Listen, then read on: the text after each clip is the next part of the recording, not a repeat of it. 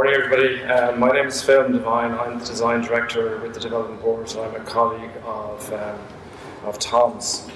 My presentation is going to some of the stuff will overlap with what Tom said, but it's really to set out what was the Development Board's vision from the commencement of the project and what were our employers' requirements and how that filtered through the design team and then onto into the contract procurement.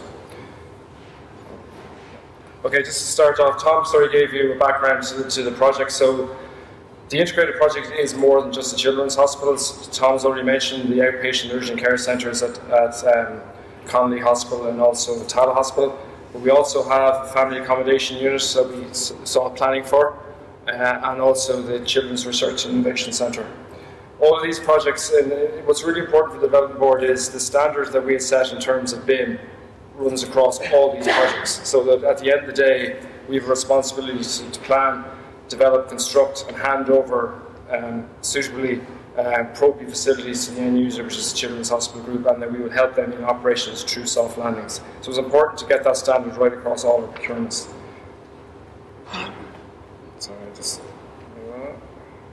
Okay, Tom has mentioned the campus already. It's a 50-acre campus, it's not small. So don't believe what you hear in the media. We have 12 acres and it's huge. It's 6 football pitches, six soccer pitches side by side. It's an enormous site, and this is just where the maternity hospital is going to go. And this is an image of this. Tom mentioned the enabling works, so BAM already completed the enabling works. So the site is about 90-95% free. It is enormous in the middle of the city centre. It's just a huge site.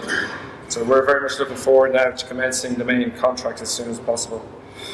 In terms of the Children's Hospital itself, what we're going through these, there's 3 key elements of it. So this is the basic stacking drawing. So you've got the bottom of the building, which is made of the north fingers, south fingers and the hot blocks. The hot block is all where the intensive piece of the project is. So that's emergency imaging.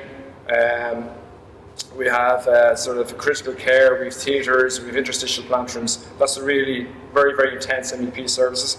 And the south fingers and north fingers are mainly outpatients, so there's ward accommodation, hospital, school, research and development areas. And then on top of that we have a floating garden, and we have a rainbow garden in the centre, which is the Let the Crow Park, give you the scale. And then at the top we have three levels of ward accommodation, about 200 inpatient rooms with support accommodation on top. Tom has gone through most of the facts, but I suppose things in terms of BIM is there's 6,000 rooms in the building, which is about just over 5,000 the NCH and about 800 or so the 2 satellite centres. And there's 23 major procedure rooms. There's an awful lot of complexity in those rooms because it's healthcare. We've got MRI scanners, we've got very, very sophisticated hybrid theatres, and they all require a high level of servicing that needs to be resolved through BIM. Just a couple of images, I'll just go through to give you a background to the project. The first image on the top left is from the Rialto roundabout, if people know Dublin 8. The top right is the aerial view. The bottom left here is a view from the 4th-floor garden looking in the south end where the helipad is. So it looks like a normal parkland setting, but it's actually up at level 4. The next one up across is the Rainbow Garden, which is the one that's Let the Crow Park with the biome in the centre. Then the next one along is from the north-east, looking towards the end of the building from St. James's campus. And then the last one, which is the far right, is along the Lewis tracks, around the Rialto stop. Then some maternal images. Top left is the inpatient room, and then the rest are all, the next 2 at the top are their views of the atrium. The CGIs we did in the atrium about a year ago, so that's still evolving through detailed design. This is the south atrium, this is a typical operating theatre, and then we have another one from the atrium. In terms of our vision, Tom has covered a lot of this, so I'm not going to go over it, but I'm going to pick out a couple of elements from our overall vision. The first one is right client team, right design team, right construction team. So early at the inception of the project, when I started the job in early 2014, in terms of all the procurements, assembling the right client team, appointing the right design team, that's across both the Children's Hospital and the Satellite Centre was really, really important to me. We sure we got the best people to deliver this project. And then that has fallen down. Now we have the construction team appointed that Tom has alluded to. Without all 3 elements working in collaboration together, we were never going to get a quality product. So the capability of all these three elements in terms of understanding BIM and bringing it through and setting the right parameters and then actually bringing the design together will never happen without those three key things.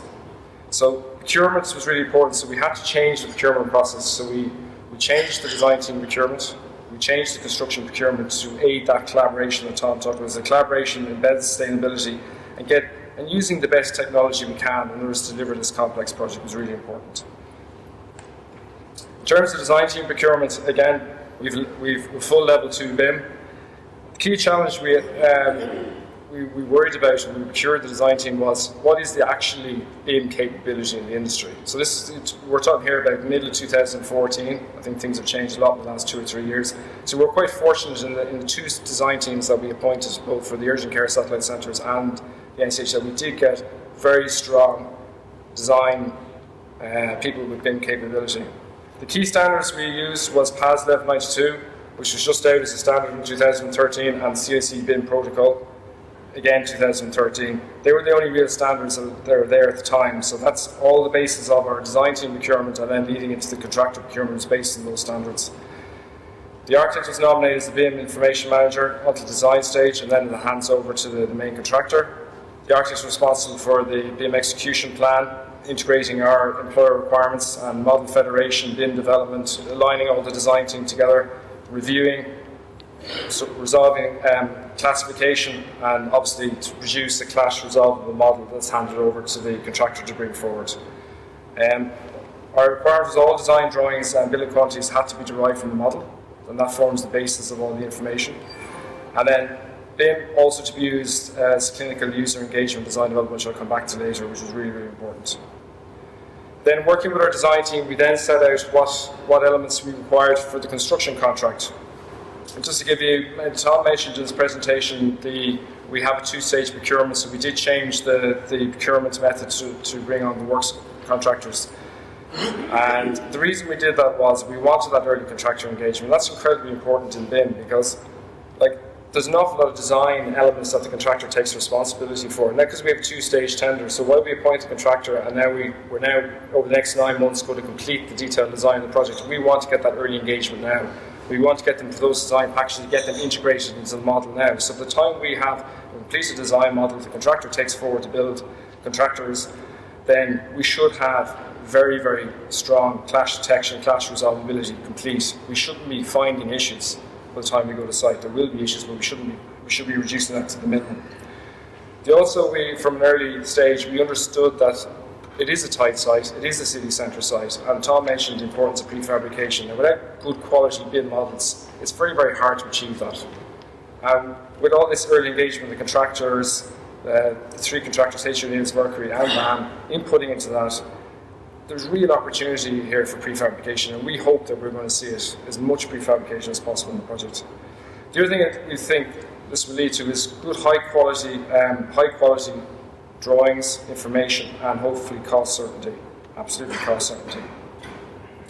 In terms of other things we set out for the construction was the whole requirements of how the BIM will resolve, what level of detail, what level of information it would be, because it's critical for us as to hand over a quality model that can be used for operating the facility.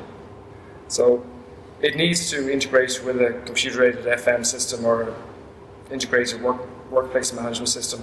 And that also then, because we have set out an 18-month soft landing period within the construction contract, there's a huge overlap in terms of how that information is brought in through the soft landings and then handed over to the end user. We've also set out COBE data, asset information requirements in terms of tagging. We actually went a little bit higher because obviously all the operational maintenance manuals need to be tagged into the model. All of the commissioning needs to be tagged into the model. So it's highly complex. I'm not saying we have the total answer to that, but that's the requirement we set out. And the other thing we set out in the construction contract was that we want a high level of quality of as-built drawings. So we said that we need to use CloudPoint technology.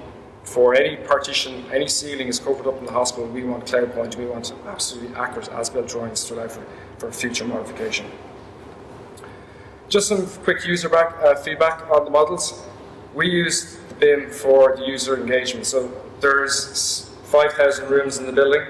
There are 700 room types. We had thousands and thousands and thousands of hours of engagement with users. And if you go back 5, 6, 7 years ago in the hospital, everything was in 2D elevations. Like, these are clinicians, these are doctors, these are nurses, they don't understand 2D drawings, they just don't. So for BDP to sit down with them, bring them through 3D models of every room and be able to move around the room, walk around the room, understand where the equipment is, where's the medical gases, where's the bedhead trunking, where's the lighting, all that. It's been incredibly important in terms of them understanding and engaging and saying, this is what I'm actually getting at the end of the day, which is important for us to actually bed down the final design of the job. It's been, and the room, that's just an inpatient room, 3D. That's probably one of the simpler rooms. Like, there's a smaller one there, which I should have done, is the pharmacy prep room. It's really, really complex, especially with theatres and critical care. So that's been fantastically important. The other thing we've used is VR. And I think Sean in his presentation is going to bring you into a lot more detail on this. But we take, like, for the inpatient room, the one on the bottom left here is the inpatient room, which Sean brings through, and this is the concourse. So in terms of the inpatient room, again, for users to feel what it could be, and this might be the final finish, but it's very, very close to what it'll be, to really see it in real life and then to be able to move around it. And whilst we are going to undertake build physical mock-ups of the project, but because we have this very, very high quality build model, we can actually use that, then leverage off that and do more of these VR mock-ups for users. We see there's a real opportunity here, because if Tom mentioned that there's 3 hospitals coming together into one new hospital. It's a brand new hospital, it's a digital hospital, new ways of working, loads of change management. How do you familiarise 3,000 staff before you just move? This will be a big bang of moving from Temple Street, Crumlin into the new hospital. How do you familiarise those staff? How do they understand where everything is? So there's a real opportunity here through VR, which is an evolving thing in the future, to leverage off that so they can actually walk through the whole building before they move. So we're looking into that in the next couple of years. The other thing that's important is through our design development to actually help ourselves and the board and the end user understand what the building's going to look like. So we did a concourse VR because the geometry is very complex. Like, there's actually, when I went into use the VR with goggles for it, there's elements of geometry I didn't understand in the atrium. That you look up, you look around, and we've goggles here if anybody wants to have a go with that afterwards. So they've been really, really important in terms of pushing the design on, getting buy-in from the end users, and understanding the quality of the building we're getting. And again, obviously, this material is obviously very good for media. Okay, just future challenges and tasks. We have an aspiration that the model will develop towards 60, high aspiration, but effectively that's what we've kind of set out in our performance specifications. We're working very, very closely with the end user, which is Children's Hospital Group, looking at computer-aided FM or integrated work-class management systems. We're not saying we have the answer yet. We think we have put enough requirements in terms of what the design team are producing, what the contractors are going to produce to allow us to do that successfully. But that's such an evolving industry, we haven't got the final answer. So we're going to develop that over the next year or so. Again, we're looking at how the whole asset is going to be managed in the future, using and leveraging the BIM model again, and that alignment with soft landings. The other thing that's really important about BIM as well is the way smart building is going. So we've built, it is a digital hospital, we've built a lot of smart features into the building. But how do you use the BIM model in terms of real-time tracking systems for patients, for staff members, finding people in buildings, using interactive screens? We're just looking at that now. And now, because we have a BIM model, we can layer that into a BIM model in terms of the output and the computer programs that can be used in software. We would love to see 5D BIM used at this stage of the project, so we're now just finishing off the design. So we now have our design team, all our contractors on board, and we want to see them working together and see how costs can be taken out of the model and used through the next phase of the project and monitored. Obviously, we had a requirement in for that all the program sequencing will be produced through a 4D model from the contractor and fed back into us as a reporting mechanism. And the last thing is, I think it's really important that now that we have this collaborative team working to finish off the design and then into construction, that we get all the lessons learned in terms of maintenance, access hatches and all the clashes that happen, so people can really see it in the model, that we don't have situations which happens routinely on healthcare projects where they're built out, somebody comes in, a third-party validator comes in and says, oh my god, I can't service that duct or I can't clean it, or now is the opportunity to get it right first time, so that we avoid all this in the future. So that's the presentation, thank you.